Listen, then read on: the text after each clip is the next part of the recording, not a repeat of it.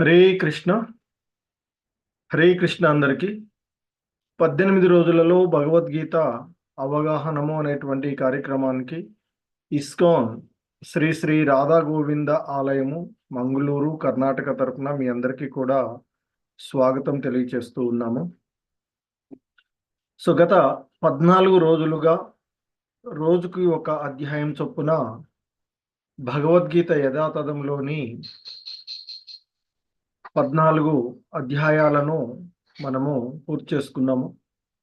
So నిన్నటి అధ్యాయమైనటువంటి ప్రకృతి త్రిగుణాలు గుణత్రయ విభాగ యోగము అనేటువంటి అంశంలో సత్వ రజో తమో గుణాలు గురించి అవి ఏ విధంగా ప్రభావితాన్ని చూపెడుతూ ఉన్నాయి అనేటువంటి అంశాలు, ఏ విధంగా వాటి నుండి బయటపడాలి అనేటువంటి అంశాలని నిన్నటి అధ్యాయంలో తెలుసుకున్నటువంటిది.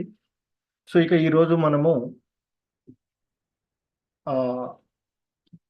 భగవద్గీతలోని 15వ అధ్యాయమైనటువంటి పురుషోత్తమ యోగము అనేటువంటి అధ్యాయాన్ని ఈరోజు మనము అవగాహన చేసుకోవడానికి ప్రయత్నం చేస్తాము. సో ఇవి ఇస్కాన్ వ్యవస్థాపక ఆచార్యులైనటువంటి శ్రీల ప్రభుపాదుల వారి యొక్క బోధనల ఆధారంగా. హరే కృష్ణ. సో ముందుగా ప్రార్థన.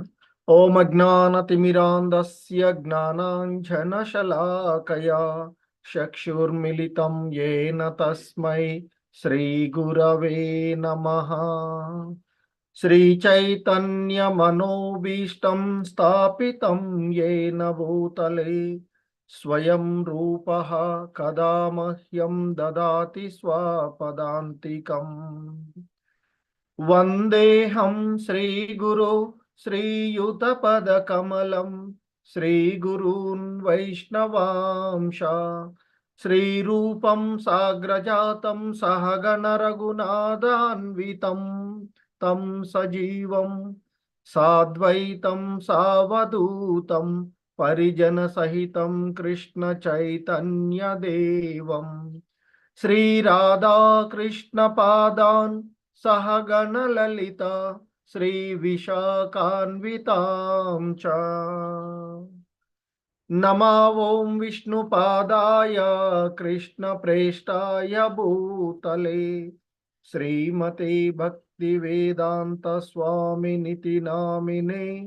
నమస్తే సారస్వతీ దేవే గౌరవాణి ప్రచారిణే నిర్విశేష శూన్యవాది పాశ్చాత్యదేశతారిణి.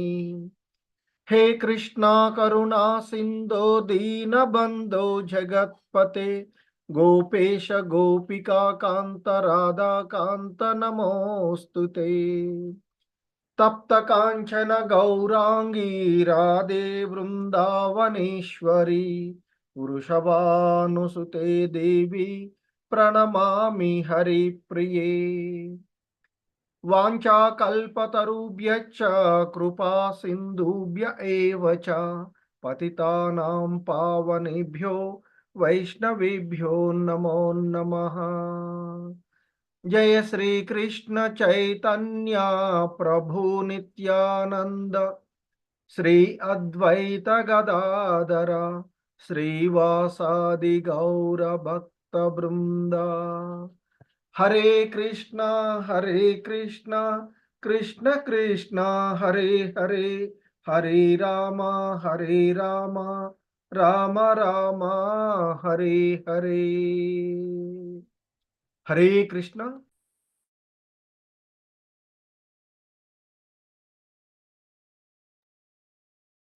హరే కృష్ణ. 18 రోజులలో భగవద్గీత అవగాహనము అనే ఈ కార్యక్రమంలో ఈరోజు మనము 15వ అధ్యాయము అయినటువంటి పురుషోత్తమ యోగము అనేటువంటి ఈ అధ్యాయాన్ని మనము ఈరోజు అవగాహన చేసుకోవడానికి ప్రయత్నం చేద్దాము. హరే కృష్ణ.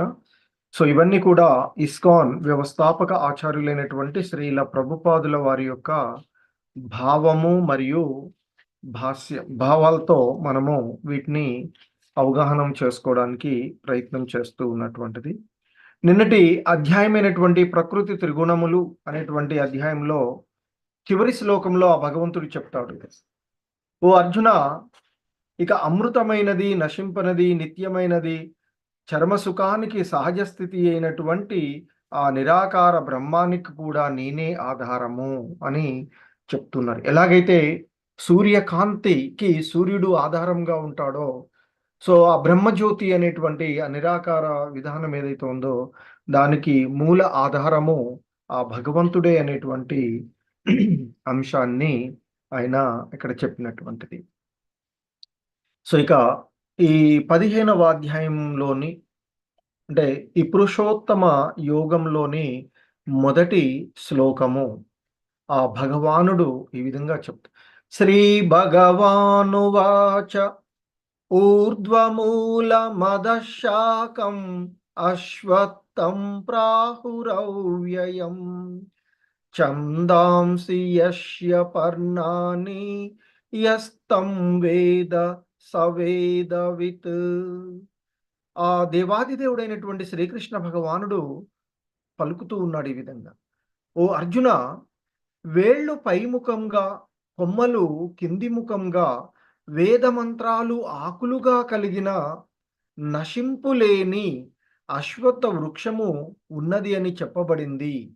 ఈ వృక్షమును తెలిసినవాడు వేదాలను తెలిసినవాడు అంటూ ఆ భగవంతుడు చెప్తూ ఉన్నటువంటిది. సో ఇక్కడ ముఖ్యంగా ఈ అధ్యాయంలో ఆ భగవంతుడు తెలియచేసేడు. ఎందుకంటే అంతకుముందు అధ్యాయాలలో ఆ భక్తి యోగం యొక్క ఘనతను చర్చించిన తర్వాత మరి వేదాల యొక్క అంశాన్ని ఇక్కడ మనకి తెలియచేస్తూ ఉన్నటువంటిది. శ్రీకృష్ణుణ్ణి అర్థం చేసుకోవడమే వేద అధ్యయనము అని, ఆ వేద అధ్యయనం యొక్క ప్రయోజనం కూడా అదే అని ఈ అధ్యాయంలో మనకు తెలియచేసేటువంటిది. సో కృష్ణ భక్తి భావనలో ఉన్నవాడు అంటే ఆ భక్తియుత సేవలో నెలకొని ఉన్నటువంటి వాడు అదివరకే ఆ వేదాలను ఎరిగిన వాడవుతాడు అనేటువంటిది.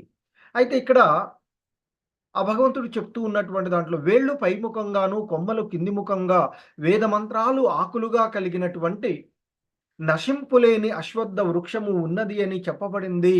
ఈ వృక్షము తెలిసినవాడు వేదాలను తెలిసినవాడు అవుతున్నాడు అంటూ చెప్పారు. అంటే ఈ భౌతిక జగత్తు యొక్క బంధనం ఏదైతే ఉందో, ఈ బంధనాన్ని అశ్వత్థ వృక్షంతో పోలుస్తూ ఉన్నారిక్కడ. అలాగే మరి ఈ కామ్య కర్మలలో అంతకుముందు చెప్పిన ఆ భగవంతుని యొక్క అంశాలుగా ఉన్నటువంటి ప్రతి జీవుడు కూడా వాస్తవానికి శుద్ధ స్థితిలో ఉన్నటువంటి వాడు. కానీ ఎప్పుడైతే ఈ త్రిగుణమయమైనటువంటి భౌతిక జగత్తులోకి వస్తూ ఉన్నాడో, ఆ త్రిగుణాల యొక్క సంపర్కంలో ఆ త్రిగుణాలతో బంధితమై కామ్యకర్మలలో నెలకొని ఉంటూ ఉంటాడు. ఆ విధంగా కామ్యకర్మలలో నెలకొని ఉన్నటువంటి వాడు ఇక ఈ అశ్వత్థ వృక్షము అనేటువంటి దానికి అంతమే లేకుండా ఆ! ఇక ఆ కొమ్మల్లో ఈ భౌతిక జగత్తులోనే ఉండిపోతాడు. ఒక జన్మ నుండి మరొక జన్మకి ఆ విధంగా నిరంతరము మారుతూనే ఉంటాడు అనేటువంటి విషయాన్ని చెప్తూ ఉన్నారు. సో, కాబట్టి ఇక్కడ జీవుడు ఈ మాయా వృక్షం, అశ్వత్థ వృక్షం అనేటువంటి భౌతిక జగత్తు ఏదైతే ఉందో, అంటే వాస్తవికం కానటువంటిది ఏదైతే ఉందో, దాని నుండి బయటపడాలి అని చెప్తున్నారు. ఇంకా చెప్తున్నారాయన. అదచోర్ధ్వం ప్రసృతాస్తస్య శాఖా గుణప్రవృద్ధా విషయప్రవాళాః అదచ్చ మూలాన్యనుసంతతాని కర్మానుబంధీని మనుష్యలోకే. సో ఇంకా చెప్తున్నాడు. ఈ వృక్షం యొక్క కొమ్మలు ప్రకృతి యొక్క 3 గుణాలతో ఈ అశ్వత్థ వృక్షం యొక్క కొమ్మలు ప్రకృతి యొక్క 3 గుణాల ద్వారా పోషింపబడుతూ కిందికి మరియు పైకి విస్తరించి ఉంటాయి అని చెప్తారు. దాని యొక్క రెమ్మలు ఇంద్రియ విషయాలు అని, ఈ వృక్షపు వేర్లు కింది ముఖంగా కూడా వెళుతూ మానవ సమాజంలోని కామ్య కర్మలకు బంధితమై ఉన్నాయి అనేటువంటి అంశాన్ని ఇక్కడ తెలియచేస్తూ ఉన్నటువంటి అంశం.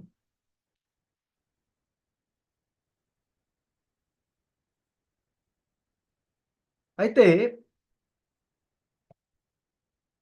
ఇంకా ఈ అశ్వత్థ వృక్షం యొక్క వివరణ మరికొంత మనకి ఈ శ్లోకంలో ఆ భగవానుడు తెలియచేస్తూ ఉన్నటువంటి అంశం చూస్తూ ఉన్నాం.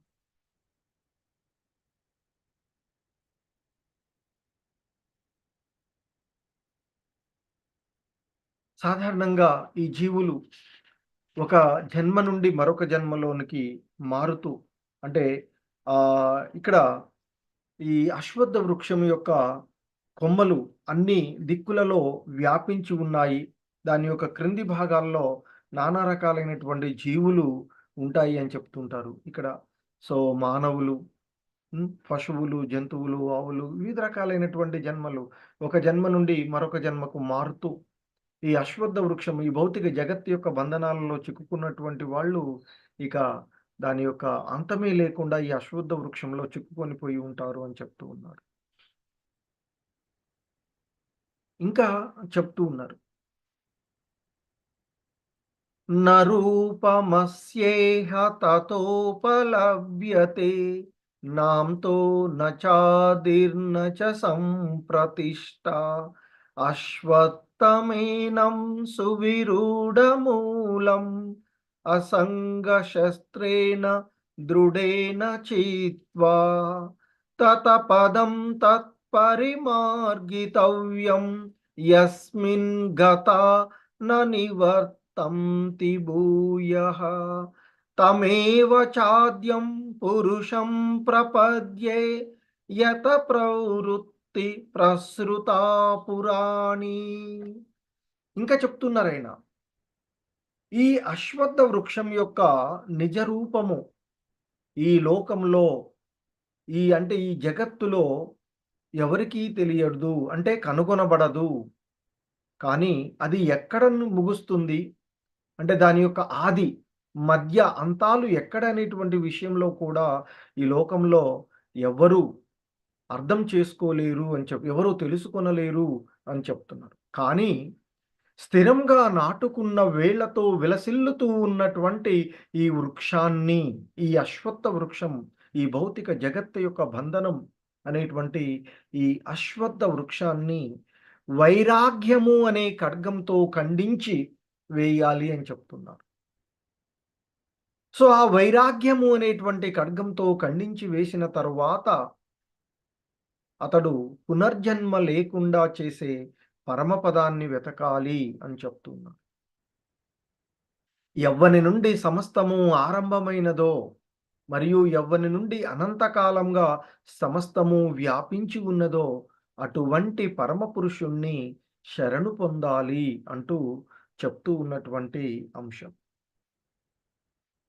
సో, ముఖ్యంగా ఈ అశ్వత్థ వృక్షం యొక్క నిజ రూపం ఈ భౌతిక జగత్తులో అర్థం కాదనేటువంటిది ఇక్కడ మనకి స్పష్టమవుతూ ఉన్నటువంటి అంశం. సో, మరి ఇక్కడ ఆహ్, అది ఎక్కడ నుండి ప్రారంభమైంది? దాని యొక్క మధ్య ఎక్కడ ఉన్నది? అది ఆ! ఎక్కడ అంతమైతుంది అనేటువంటి విషయాలు ఎవరు కూడా తెలుసుకోలేరు అని చెప్తున్నారు. అది అంటే ఆహ్, ఆ మూలం పైకి ఉన్నందువల్ల నిజ వృక్ష విస్తారం ఇంకొక వైపుగా ఉన్నటువంటి అంశాన్ని చెప్తూ ఉన్నారు. ఈ వృక్షం భౌతిక విస్తారంలో చిక్కుకొనబడి ఉన్నటువంటి కారణంగా అది ఎంతవరకు వ్యాపించి ఉందో, అది ఎక్కడ ఆరంభమైందో కూడా అంతగా తెలుసుకోలేరు అనేటువంటి విషయాన్ని ఇక్కడ మనకి చెప్తూ ఉన్నటువంటిది. సో, ఇంకా చెప్తూ ఉన్నారు. నిర్మాణమోహ జిత సంగదోష అధ్యాత్మ నిత్య వినివృత్త కామాః ద్వంద్వైర్విముక్త సుఖ దుఃఖ సంజ్ఞై గచ్చంత్యమూఢ పదమవ్యయం తత్. మిథ్యా గొప్పతనము, మోహము, అనురాగ దోషాన్ని జయించి నిత్యమైనది అర్థం చేసుకున్నవారు కోరికలన్నింటినీ విడిచిపెట్టి సుఖదుఃఖాది ద్వంద్వాలకు అతీతులై పరమపురుషునికి శరణుజొచ్చేవారు శాశ్వతమైన బ్రహ్మ పదాన్ని పొందుతారు అంటూ ఇక్కడ చెప్పబడుతూ ఉన్నటువంటి అంశం. మిథ్యా గొప్పతనం అంటే ఆహ్, వాస్తవము కానటువంటి విషయం. మిథ్యా గొప్పతనము అనేటువంటి. ఆ మిథ్యా అహంకారము అని చెప్తాం. మిథ్యా అహంకారము, మోహము, అలాగే ఈ అనురాగ దోషం వీటన్నిటిని కూడా జయించినప్పుడు నిత్యమైనటువంటి అటువంటి విషయాన్ని అర్థం చేసుకున్నటువంటి వారు కోరికలన్నిటినీ విడిచిపెట్టి ఆ సుఖదుఃఖాది ద్వంద్వాలకు అతీతులైనటువంటి వారు ఆ పరమ పురుషునికి శరణజొచ్చేటువంటి వారు అని, అలా అటువంటి వారు ఆ శాశ్వతమైనటువంటి పరమ పరబ్రహ్మాన్ని పొందుతారు అంటూ చెప్తున్నారు. అంటే ఇక్కడ ముఖ్యంగా శరణాగతి విధానాన్ని తెలియచేస్తూ ఉన్నారు ఈ శ్లోకంలో. ఎందుకంటే మనిషి గర్వంతో మోహితుడు కాకపోవడము మరి ఆ శరణాగతికి ముఖ్య లక్షణంగా చెప్పబడుతూ ఉన్నటువంటి అంశం. న తద్వాసయతే యతే సూర్యో న శశాంకో న పావకః యద్గత్వా న నివర్తంతే తద్ధామ పరమం మమ. అట్టి నా దివ్యధామము అంటే ఆ భగవంతుడి యొక్క దివ్యధామము ఏదైతే ఉందో అది సూర్యుడు లేదా చంద్రుడు లేదా అగ్ని, విద్యుత్తు ద్వారా ప్రకాశింపబడదు. అలాగే దానిని చేరుకున్నటువంటి వాళ్ళు ఈ భౌతిక ప్రపంచానికి తిరిగి రారు అంటూ ఆ భగవంతుడు ఇక్కడ చెప్తూ ఉన్నటువంటి అంశం. ఎందుకంటే ఆయన న తద్భాసయతే సూర్యో న శశాంకో న పావకః. అంటే ఆ భగవంతుడి యొక్క దివ్యధామం ఏదైతే ఉందో అక్కడ ఆ సూర్యుని యొక్క అవసరం గాని, చంద్రుడి యొక్క అవసరం గాని, అగ్ని లేదా విద్యుత్ యొక్క అవసరం గాని అవసరం లేదు అని చెప్తున్నారు. అది స్వయం ప్రకాశమానంగా ఉండేటువంటి ధామము, లోకము అని చెప్తూ ఉన్నటువంటిది. ఎందుకంటే కృష్ణలోకము లేదా గోలోక బృందావనముగా తెలియబడేటువంటి ఆ ఆధ్యాత్మిక జగత్తు ఏదైతే ఉందో అంటే ఆ శ్రీకృష్ణుడి యొక్క ధామము, ఆ శ్రీకృష్ణ భగవానుడి యొక్క ధామము ఇక్కడ వర్ణించబడినటువంటిది. సో, అది దానికి సూర్య చంద్రులు గాని, అగ్ని విద్యుత్తుల యొక్క అవసరం కానీ లేదు అనేటువంటి విషయాన్ని చెప్తున్నారు. ఆధ్యాత్మిక ఆకాశంలో సూర్యకాంతి, చంద్రకాంతి లేదా అగ్ని లేదా విద్యుత్తు అవసరమే లేదు అని చెప్తూ ఉంటుంటారు. ఎందుకంటే ఆ లోకాలన్నీ కూడా స్వయం ప్రకాశమానంగానే ఉంటాయి అని చెప్తున్నారు. మమైవాంశో జీవలోకే జీవభూత సనాతనః మనషష్టానింద్రియాణి ప్రకృతిస్థాని కర్షతి. ఈ భౌతిక ప్రపంచంలో జీవులు నా యొక్క శాశ్వతమైన అంశాలు అని చెప్తూ ఉన్నారు. ఈ భౌతిక జగత్తులో ఉండేటువంటి జీవులన్నీ కూడా ఆ భగవంతుని యొక్క శాశ్వతమైనటువంటి అంశాలని చెప్తున్నారు. కానీ ఆ బద్ధ జీవితము కారణంగా వారు మనస్సును కలిగి ఉన్నటువంటి 6 ఇంద్రియాలతో అంటే పంచేంద్రియాలు ప్లస్ మనస్సు కలిసి ఈ 6 ఇంద్రియాలతో తీవ్రమైనటువంటి సంఘర్షణ పడుతూ ఉన్నారు అంటూ చెప్తూ ఉన్నటువంటి. ముఖ్యంగా ఈ శ్లోకంలో జీవుని యొక్క రూపము స్పష్టంగా తెలియచేయబడింది అని చెప్తారు. అతడు నిత్యంగా భగవంతుని యొక్క భిన్న అంశ. ఆయన అదే అంటున్నారు. మమైవాంశో జీవలోకే. ఈ భౌతిక ప్రపంచంలో ఉండేటువంటి జీవులన్నీ కూడా ఆ భగవంతుని యొక్క శాశ్వతమైనటువంటి అంశాలు అని చెప్తున్నారు. కానీ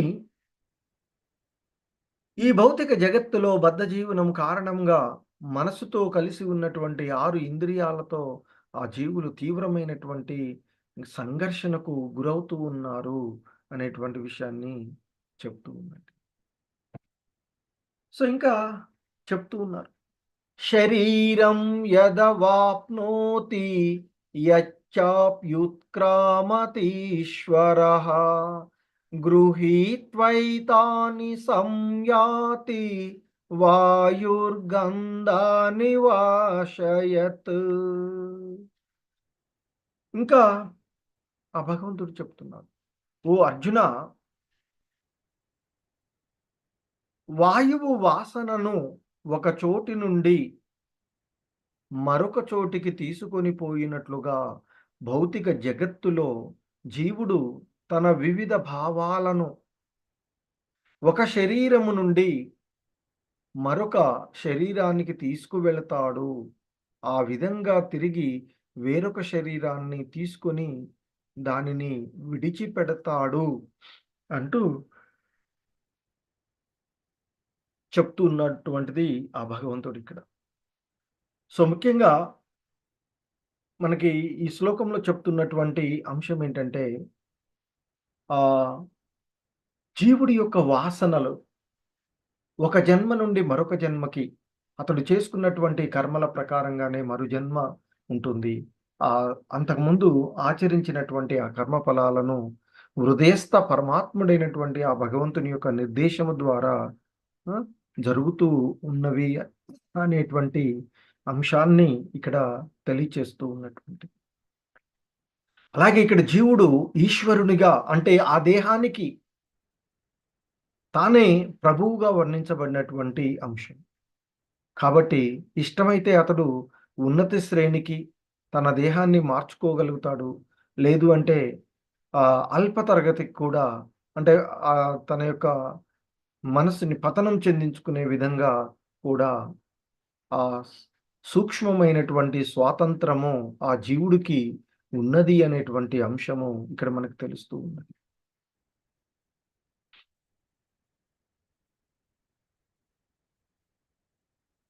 ఇంకా చెప్తున్నారిక్కడ.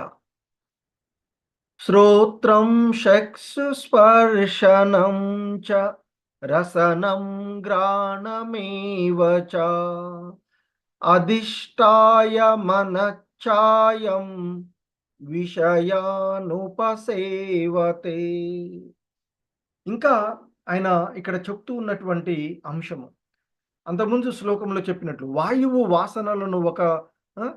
ఈ ఆహ్, తీసుకొని ఒక ప్రదేశం నుండి అంటే, ఒక ప్రదేశం నుండి మరొక ప్రదేశానికి తీసుకుపోయినట్లుగా, ఈ భౌతిక జగత్తులో జీవుడు కూడా తన వివిధ భావనలను ఒక దేహం నుండి మరొక దేహానికి తీసుకువెళ్తూ ఉన్నాడు అని చెప్పినటువంటిది. ఆ విధంగా జీవుడు వేరొక దేహాన్ని గ్రహించి, తన పాతదైనటువంటి దేహాన్ని వదిలి, కొత్త దేహాన్ని గ్రహించినప్పుడు, ఆ భావనలకు అనుకూలమైనటువంటి చెవులను, కన్నులు, ముక్కు, నాలుక మరియు చర్మము అనేటువంటి మనసుతో కూడి ఉండేటువంటి 6 ఇంద్రియాలను పొందును అని చెప్తుంది. ఆ విధంగా అతడు ఆ దేహమునకు సంబంధించిన ఇంద్రియార్థములను అనుభవించును అంటూ చెప్తూ ఉన్నది. సో, ఇంకా చెప్తూ ఉన్నారు. ఉత్క్రామంతం స్థితం వాపి భుంజానం వా గుణాన్వితం విమూఢానానుపశ్యంతి పశ్యంతి జ్ఞానచక్షుషః.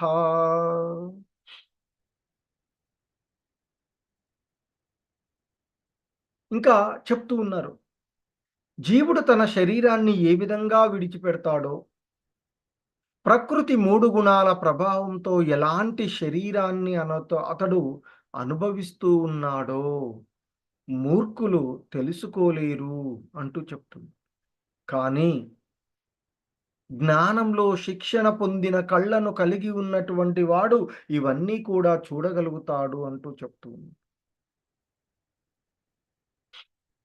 ఎందుకంటే ఈ బద్ధ జీవనంలో ఉన్నటువంటి కారణంగా తన శరీరాన్ని ఏ విధంగా వదిలేస్తున్నాడు?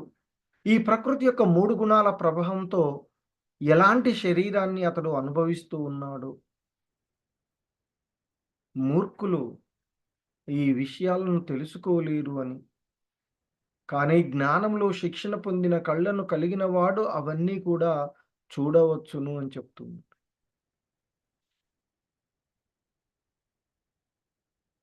ఎందుకంటే మనం చూస్తూ ఉంటాం. ఏదైనా ఒక వస్తువు మనం తీసుకొని వెళ్తూ ఉన్నాం. లేదా కార్ డ్రైవ్ చేసుకుంటూ వెళ్తూ ఉన్నామనుకోండి ఫర్ ఎగ్జాంపుల్. ఏదో చిన్న ప్రాబ్లమ్ వచ్చేసి ఆగిపోయిందనుకోండి. దానిపైన మనకి ఏ విధమైనటువంటి అవగాహన లేకపోతుంటే దాన్ని మనం ఏమీ కూడా చేయలేం. అటు ఇటు ఎన్నెన్నో ప్రయత్నాలు చేస్తూ ఉంటాం. కానీ దానికి పైన శిక్షణ పొందినటువంటి మెకానిక్ ఉన్నాడనుకో. సో, అక్కడికి రాగానే ప్రాబ్లమ్ ఏంటి అనేది అతనికి తెలిసిపోతుంది. సో, ఆ విధంగా జ్ఞానంలో శిక్షణ పొందినటువంటి కళ్ళు కలిగినటువంటి వాళ్ళు మాత్రమే ఆ భగవంతుని యొక్క యథార్థ స్థితిని గ్రహించగలుగుతారు అంటూ చెప్తుంది.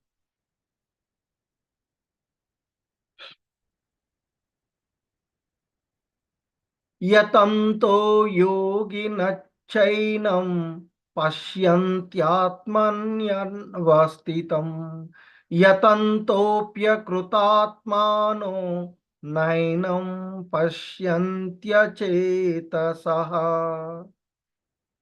ఇంకా చెప్తున్నారాయన. ఓ అర్జున, ఆత్మానుభూతిలో నెలకొన్న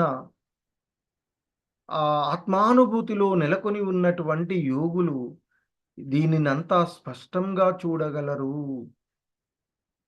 ఈ విషయాలను ఆ! ఆత్మానుభూతిలో ఉన్నటువంటి వాళ్ళు మాత్రమే ఈ విషయాలను సరైనటువంటి విధానంలో అనుభూతమునర్చుకోగలరు అని చెప్తున్నారు. కానీ మనసు అభివృద్ధి చెందని మరియు ఆత్మానుభూతిలో నెలకొనని వారు ఎంత ప్రయత్నించినా కూడా ఏమి జరుగుతుందో తెలుసుకొనలేరు అని చెప్తుంది.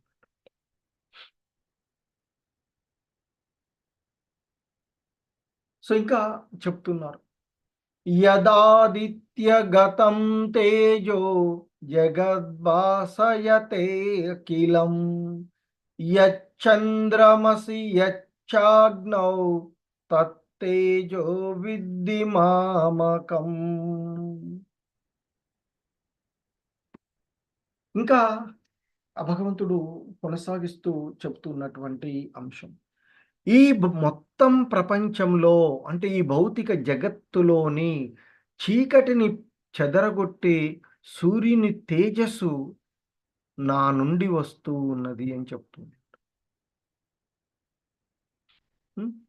సో, చంద్రుడి యొక్క వైభవము, అగ్ని యొక్క తేజస్సు కూడా నా నుండే కలుగుతూ ఉన్నాయి అంటూ ఆహ్, ఇక్కడ చెప్తూ ఉన్నటువంటి అంశం. సో, ఇంకా ఆయన ఇక్కడ చెప్తూ ఉన్నటువంటిది గామావిశ్య భూతాని ధారయామ్యహమోజసా పుష్ణామి షౌషధీ సర్వాః సోమో భూత్వా రసాత్మకః.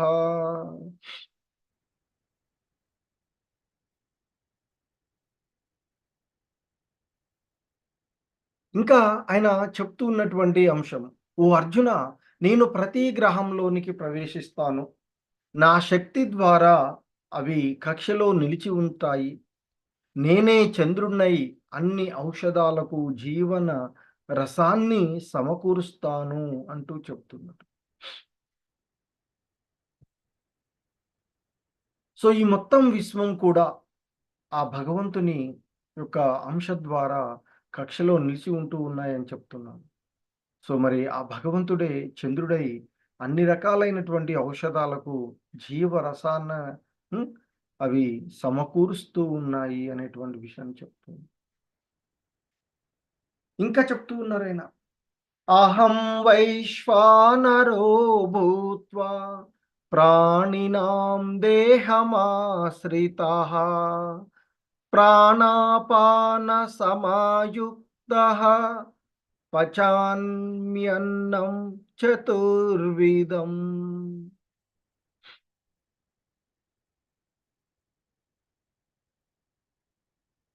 సో, ఇంకా ఆ భగవంతుడు తెలియచేస్తూ ఉన్నటువంటి అంశాలు ఆయన ఇక్కడ చెప్తున్నారు.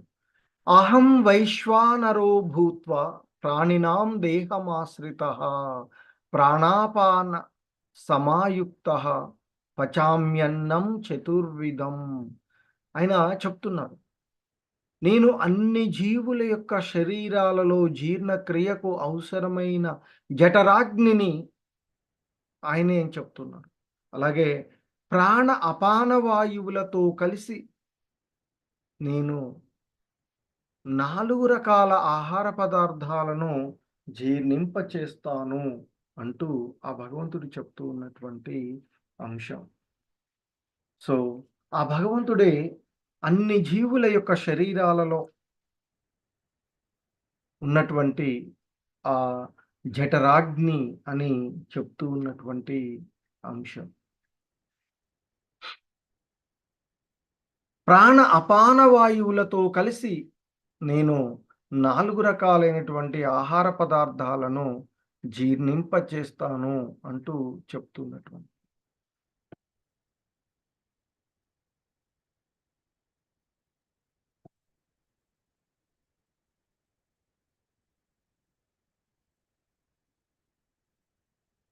సో, మనకి సాధారణంగా ఆ కడుపులోనికి పంపించినటువంటి మొత్తం ఆహారాన్ని అరిగించడంలో దానిలో ఉన్నటువంటి అగ్ని మనకి దోహదపడుతుంది అనేటువంటి విషయాన్ని ఆ భగవంతుడు చెప్తూ ఉన్నారు.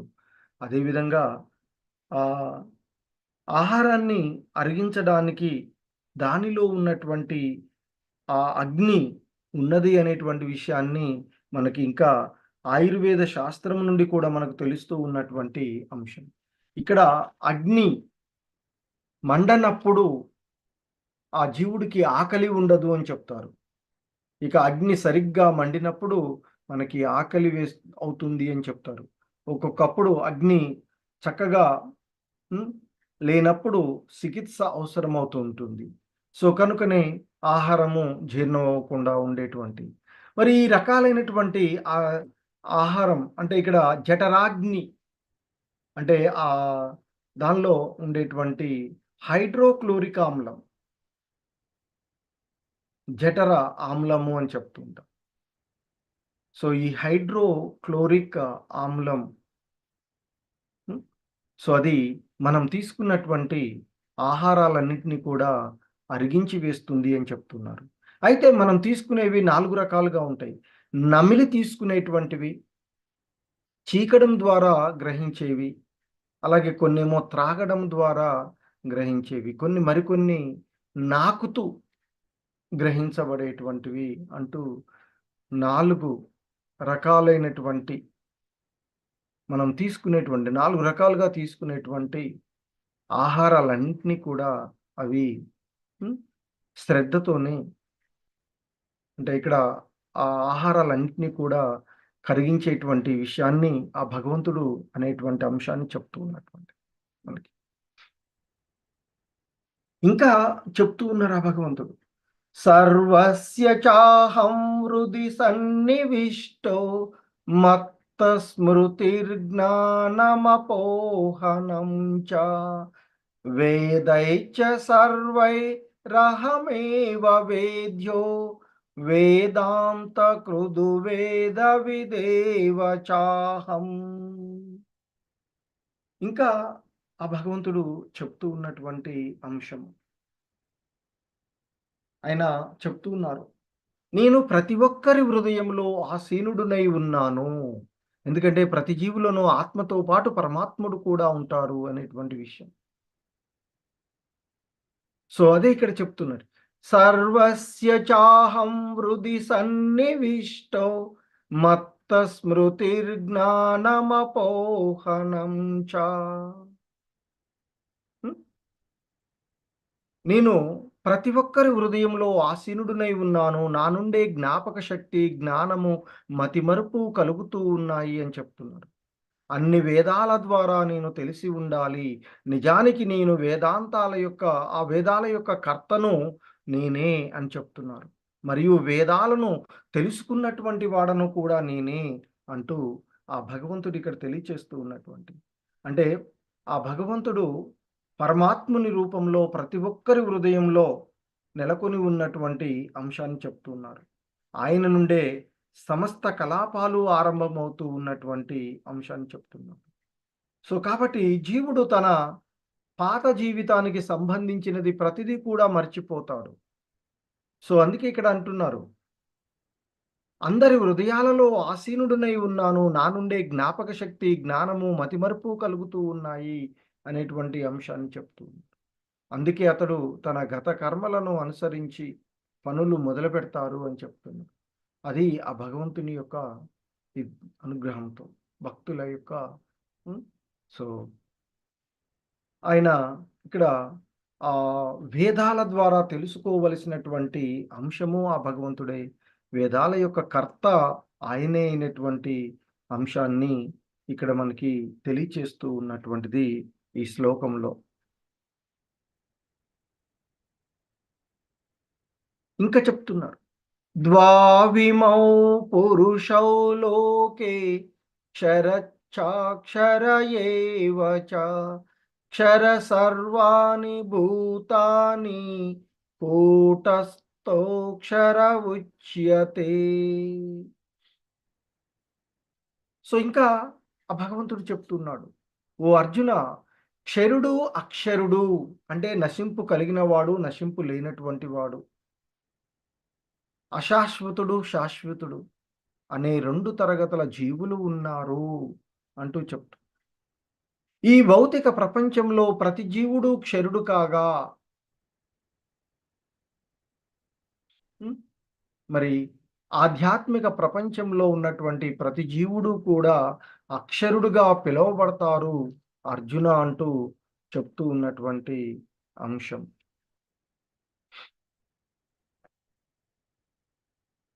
ముఖ్యంగా ఇక్కడ ఆహ్, బద్ధజీవులు, ముక్తజీవులు ఈ భౌతిక జగత్తు బంధనాలలో చిక్కుకున్నటువంటి వాడు క్షరుడుగా చెప్పబడేటువంటిది. నశింపును పొందేటువంటి వాడు. ఇక ఈ భౌతిక జగత్ వైపుకు ఆకర్షించక ఆధ్యాత్మిక అంశాల వైపు నెలకొనేటువంటి వాడు అక్షరుడుగా 2 తరగతుల హ్మ్, జీవులు ఉన్నారు అనేటువంటి చెప్తుంది. ఈ భౌతిక ప్రపంచంలో ప్రతి జీవుడు కూడా క్షరుడు. అంటే నశింపు పొందేటువంటి వాడు. ఎందుకంటే ఈ భౌతిక జగత్తే ప్రళయ సమయంలో నశించిపోయేటువంటిది.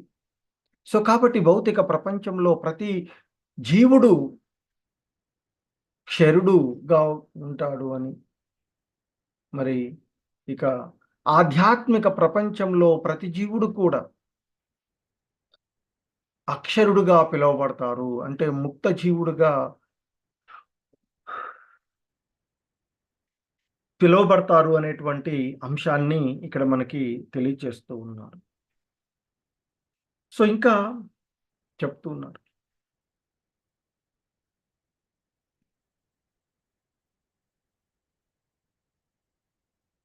ఉత్తమ పురుషస్త్వన్యః పరమాత్మేత్యుదావృతః యో లోకత్రయమావిశ్య బిభర్త్యవ్య ఈశ్వరః. ఈ ఇద్దరితో పాటు అంటే ఎవరు? క్షరుడు, అక్షరుడు అనేటువంటి ఇద్దరితో పాటు 3 ప్రపంచాలలోనికి ప్రవేశించి వాటిని భరిస్తున్నట్టి నాశనరహితుడు అయిన పరమేశ్వరుడు, పరమాత్ముడు అనే సర్వోత్తముడు అయిన పురుషుడు ఉన్నాడు అంటూ ఆ భగవంతుడు ఇక్కడ చెప్పబడుతూ ఉన్నటువంటి అంశం.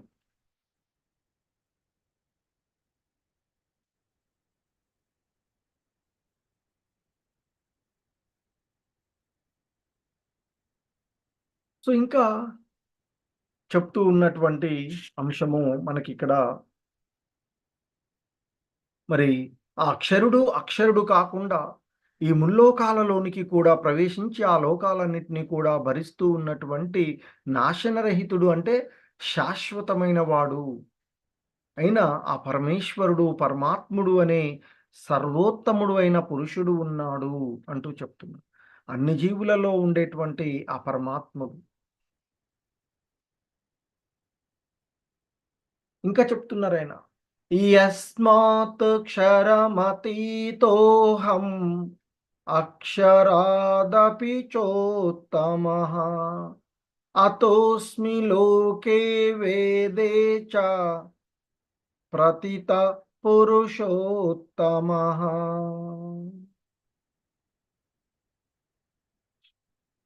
క్షరుడు, అక్షరుడు ఇద్దరికీ అతీతంగా దివ్యమైనటువంటి వాడను. మరియు ఉత్తముడు అయిన కారణంగా నేను ప్రపంచంలో మరియు వేదాలలో నేను పురుషోత్తమునిగా ప్రసిద్ధి చెందాను అంటూ చెప్తూ ఉన్నటువంటి అంశం. సో, మరి ఇక్కడ నశింపు పొందేటువంటి క్షరుడు, నశింపు లేని శాశ్వతమైనటువంటి అక్షరుడు, ఈ ఇద్దరికి కంటే కూడా అతీతమైనటువంటి వాడు, దివ్యమైనటువంటి వాడు, ఆ ఉత్తమ శ్రేణి అయినటువంటి వాడు. హ్మ్.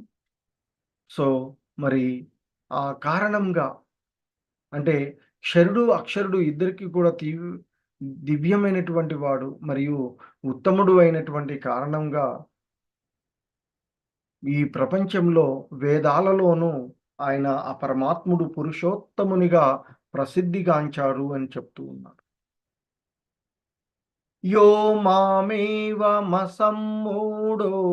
జానాతి పురుషోత్తమా స సర్వవిద్భజతి మాం సర్వభావేన భారత.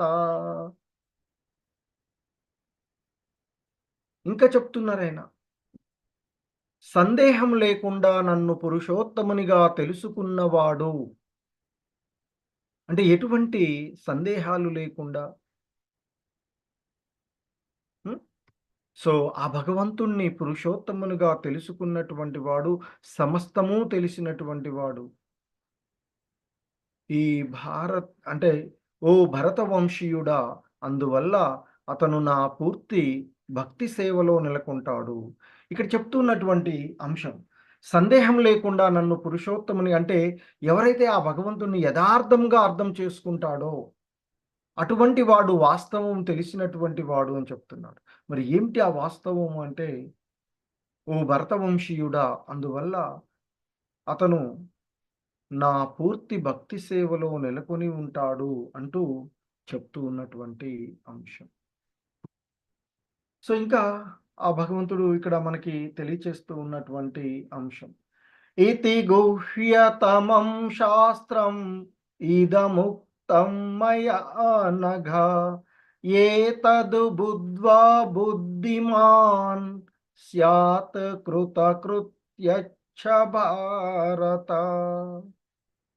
సో, ఇక ఈ విధంగా చెప్తున్నారు. ఓ పాపరహితుడవైన అర్జునా! వేద శాస్త్రాలలోని చాలా రహస్యమైనటువంటి భాగం ఇప్పుడు నా ద్వారా నీకు వెల్లడైంది. దీనిని అర్థం చేసుకున్నవాడు ఎవడైనా బుద్ధిమంతుడవుతాడు. మరియు అతని ప్రయత్నాలు పరిపూర్ణతను పొందుతాయి అంటూ చెప్తూ ఉన్నటువంటి అంశాన్ని ఇక్కడ మనం చూస్తూ ఉన్నటువంటి. అంటే ఇక్కడ ఇదే ఈ శ్లోకంలో భగవంతుడు ఏం చెప్పారు? వేద శాస్త్రాలలోని చాలా రహస్యమైనటువంటి భాగము ఇప్పుడు నా ద్వారా నీకు వెల్లడైంది అర్జున అని చెప్తున్నారు. మరి దీనిని అర్థం చేసుకున్నటువంటి వాడు ఎవ్వడైనా బుద్ధిమంతుడే అవుతాడు.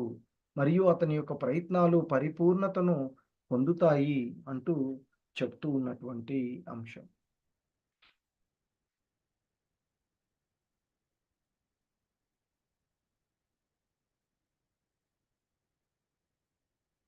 హరే కృష్ణ. So, Hare Krishna prabhujis and Matajis. ఎవరైనా ఏవైనా సందేహాలు గాని ఏవైనా ఉంటే హ్యాండ్స్ రైజ్ చేయవచ్చు. ఆన్ చేస్తుందా?